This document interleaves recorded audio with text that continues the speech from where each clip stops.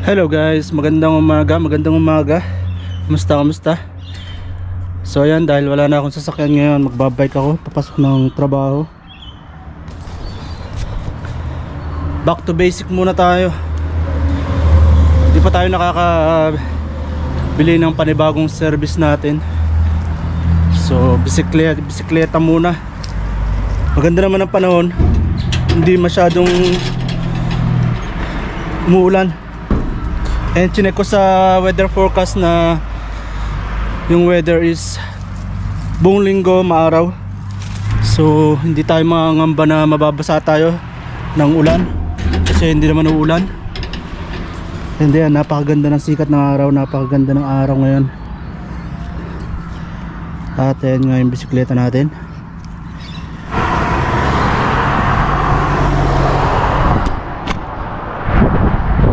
Oras ngayon is 7:40 ng umaga. So meron pa 20 minutes bago mag alas 8. Start ng work namin is 8 o'clock. Pero saglit lang naman ang biyahe. Wala pang 10 minutes makakarating na ako ron. And then ramdam ko yung lamig, kasi yung hangin sumasalubong sa akin.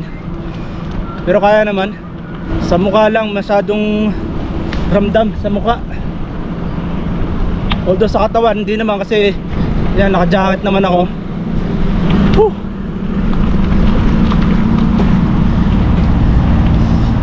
Tiis-tiis muna habang wala pa sasakyan na nabibili.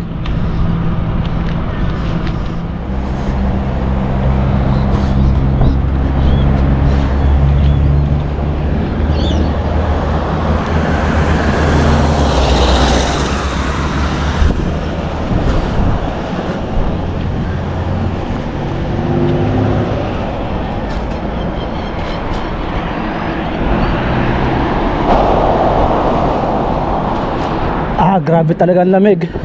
Whew! Lalo kapag binibilisan mo yung patakbo mo sa bisikleta, lalong nasasagap mo ng husto yung hangin. Kaya napakalamig. Oop, may lalabas.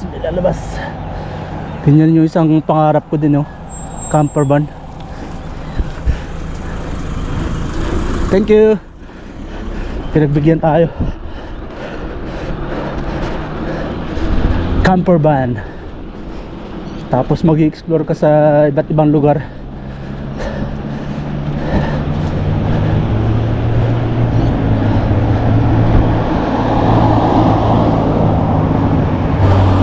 Yun yung camper van.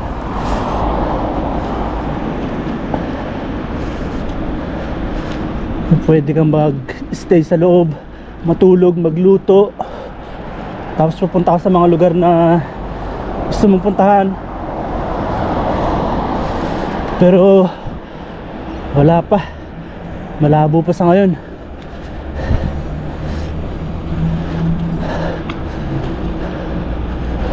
So bali mamaya pala, after ng trabaho, didiretso ko sa opisina ng NSW dito sa Tarik para i-dispose yung sasakyan. Kasi kailangan mo submit ng notice of disposal kapag nakabenta ka ng sasakyan dito. Kailangan mong mag-submit ng notice of disposal, katunayan na nabenta mo na yung sasakyan at wala ka ng pananagutan doon sa sasakyan. Once na may mangyari na hindi naman naasahan, pero wag naman sana, after mo mabenta yung sasakyan. Kasi once na hindi mo din-dispose yun at hindi rin tinransfer nung nakabili sa pangalan niya agad-agad, is sa'yo pa rin babagsak yung mga violation. Kung sakali, kung magkaroon ng violation yung bagong may-ari, sa'yo pa rin babagsak, kasi sa'yo pa rin nakapangalan yung sasakyan. So mamaya diretso ako doon para mag-submit ng notice of disposal. Lamig pa rin.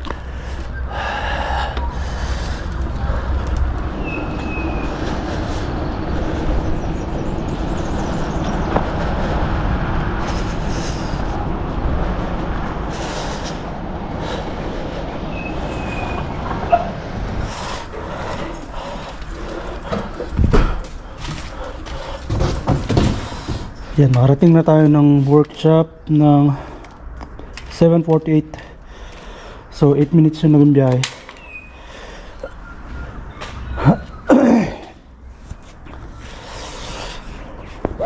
Di pala ako nag-helmet. Sombrero lang pala ako. Kalimutan ko yung helmet sa bahay. Gagi. Ito pala. Iwan ko na to dito. Hindi, doon na lang. Good morning, sir. Si Tyler, apprentice namin. Third year apprentice.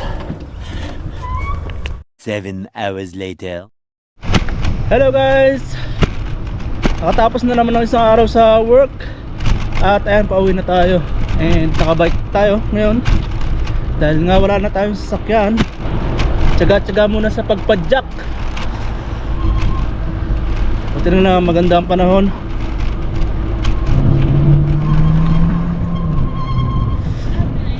Hello. Karaos na naman ang isang araw. Ingay talaga ng preno nitong bisikleta. Sumasayad yung brake pads sa rotor. And then nakalimutan ko pala mag helmet kanina. Akala ko naka helmet ako, yung pala naka sombrero lang. Ganda ng sikat ng araw.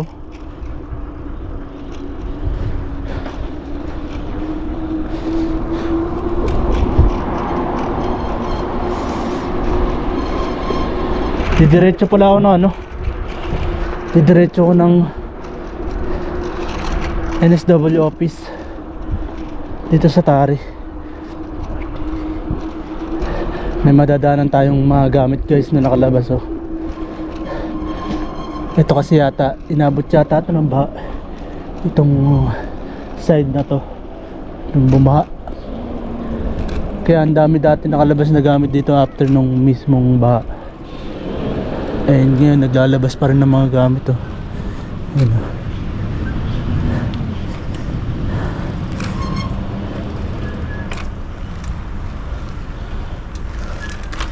Mga mattress, upuan, gulong. May nakita pa akong ano dun, parang monitor yata yun, tsaka CPU ng computer. Hindi ko lang alam kung hanggang saan yung inabot ng tubig baha rito eh. Pero doon kasi sa part na yun may nakatira yata doon. Although karamihan ng mga building dito is ano na, parang abandonado na.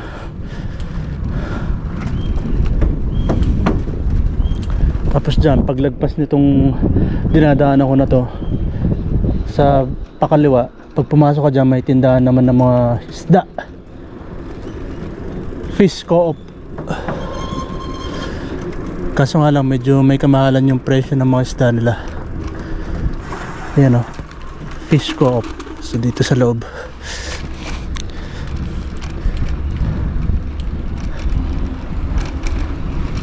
Tapos tong kahabaan na to, ano na rin to, parang abandonado na rin. Hindi ko alam kung ano yung mga business na meron dito dati. Pero minsan isang beses parang nakita kong bukas to eh. Tapos may mga nakapark na ano, vintage na sasakyan sa loob. Parang ginawang storage ng mga lumang sasakyan, mga vintage. So dito na ako dadaan dire-diretso para hindi na ako mag-main road. Sa main road kasi marami sasakyan. At least dito sa gilid ng Queen Elizabeth Park or sa Queen Elizabeth Park mismo, mas safe. Kasi nga bihira yung taong dumaraan, tapos hindi rin dinaraanan ng mga sasakyan. Kaya mas okay na dumaan dito.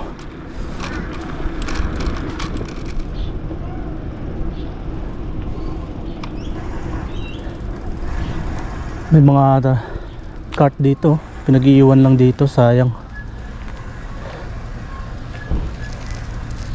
Nadi-disassemble kaya to? Sayang oh. Kung nadi-disassemble sana, iuwi ko yung isa tapos ilalagay ko sa bagay. Kaso hindi yata nadi-disassemble. Hindi magkakasya sa box. Madalas niyan ang mga gumagawa niyan yung mga homeless. May mga homeless din dito eh.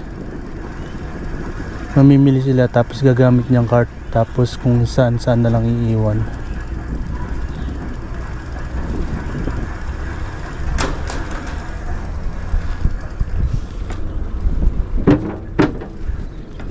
Hello. Hi.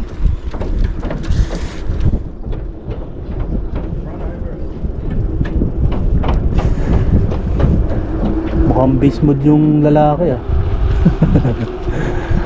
Mukhang may LK yung dalawa. Nandito pa, may mga bata ulit dito. Hindi sila madalas tumambay nung nakaraan. Dito rin ako dumaan. May mga bata rin dyan eh. Pero mas marami sila nung nakaraan.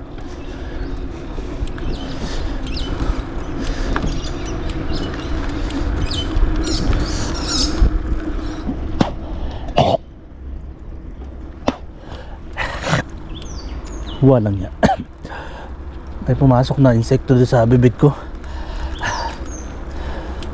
Nakabukas yung bibig ko kanina, tapos bigla na lang may pumasok na maliit na insekto.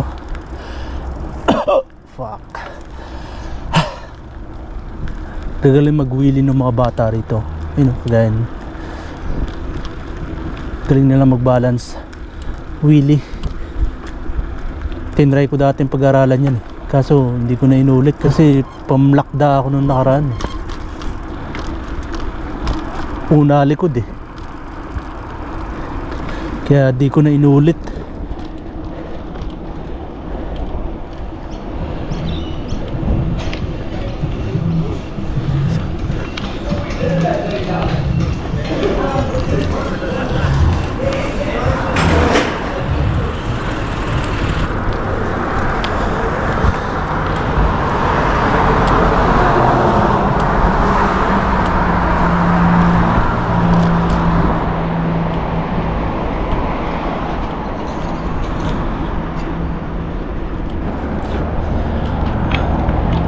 So malapit na tayo guys. Tatawid tayo dito sa stoplight. Kakanan. Ay hindi pala pwede rito. Doon pa pala sa kabila. Wala palang ano dito, tawiran.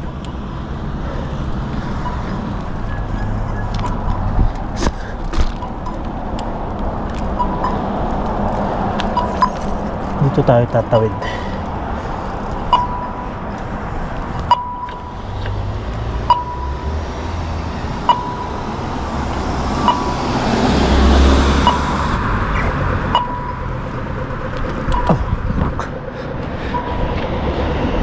Akala ko dito na tumunog.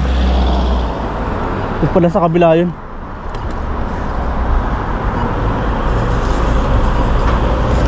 So bali doon tayo pupunta.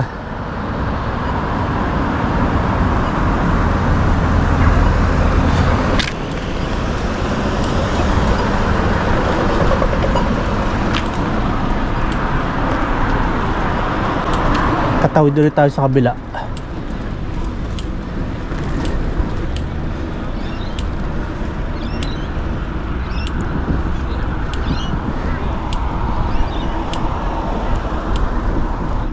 Hanggang 5 o'clock lang yata sila eh.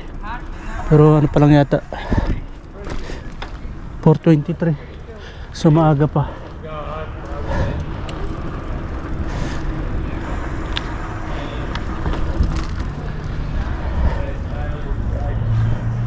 Hindi naman siguro bawal dito magparada ng bisikleta.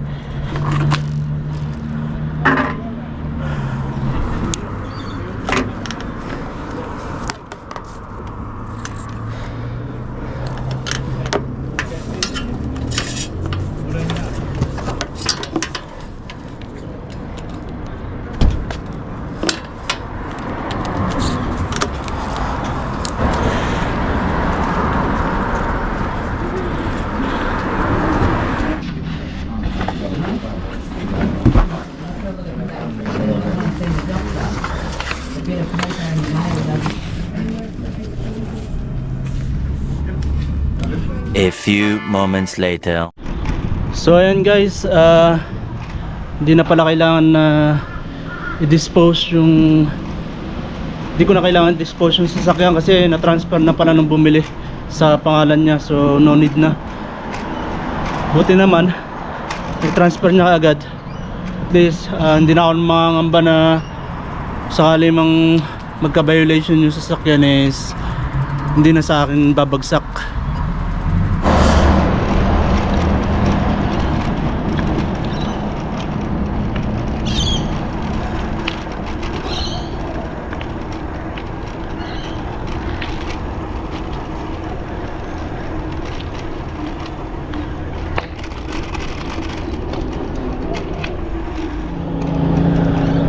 Ang kalmado ng ilog na yun, oh. Walang kaalon-alon.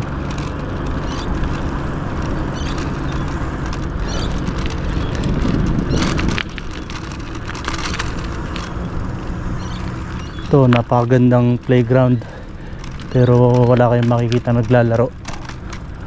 Akala ko nung nakaraan sarado kaya walang naglalaro, pero nandito pala yung entrance, bukas naman.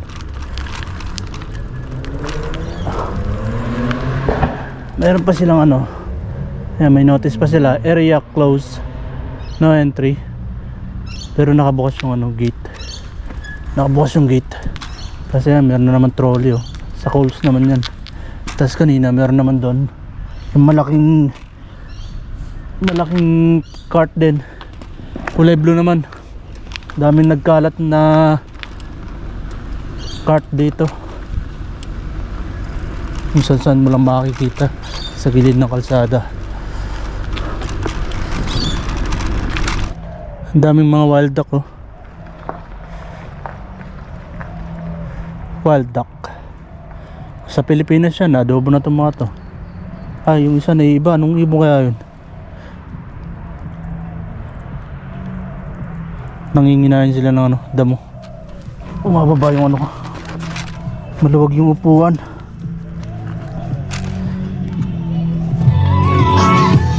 Ayos, sound trip ni tropa.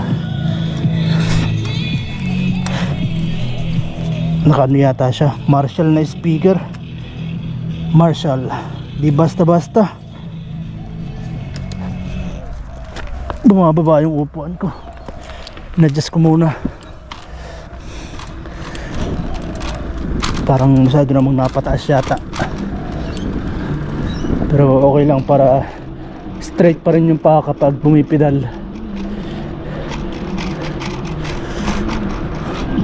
Ayos yung sound trip niya talaga. Meron din ako speaker dito, maliit lang.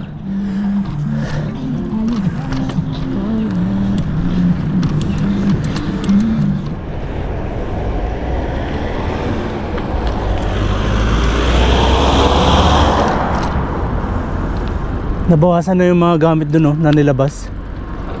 Parang may nag ano na, may nag pick up na, pero may mga naiwan pa rin.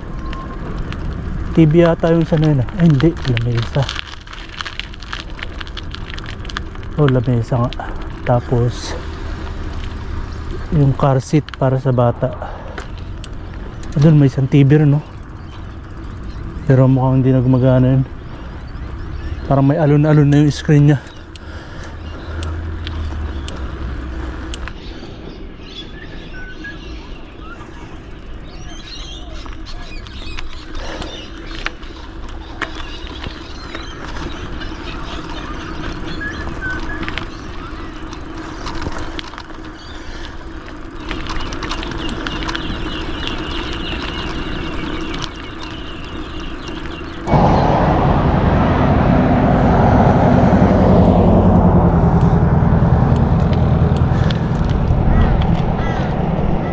Kaya malapit ako dito sa bahay. At lumubog na rin yung araw. Mag-alas 5 ng hapon.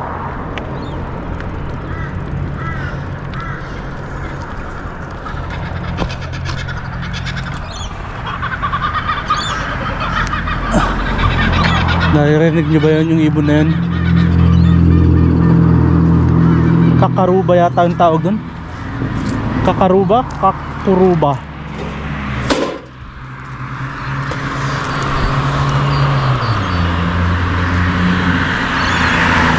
Kukabaro pala. Ano ba talaga?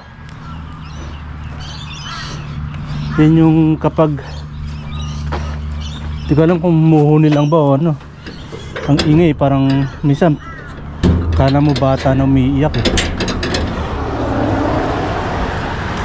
Parang bata na umiiyak na parang tumatawa.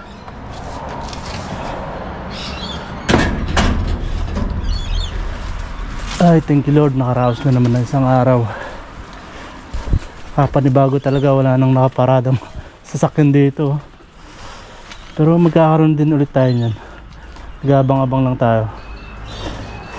Natayin nga pala yung bola na nakalakal natin kahapon. Nugasan ko ng tubig eh. Pinatuyo ko muna. Yun, bagong bago po. Halos hindi masyadong nagamit. Kailangan lang ng hangin. Ngayon kung makapansin nyo, nagdadry yung kamay ko. Natutuyo sa lamig. Tapos hugas, mainit, malamig.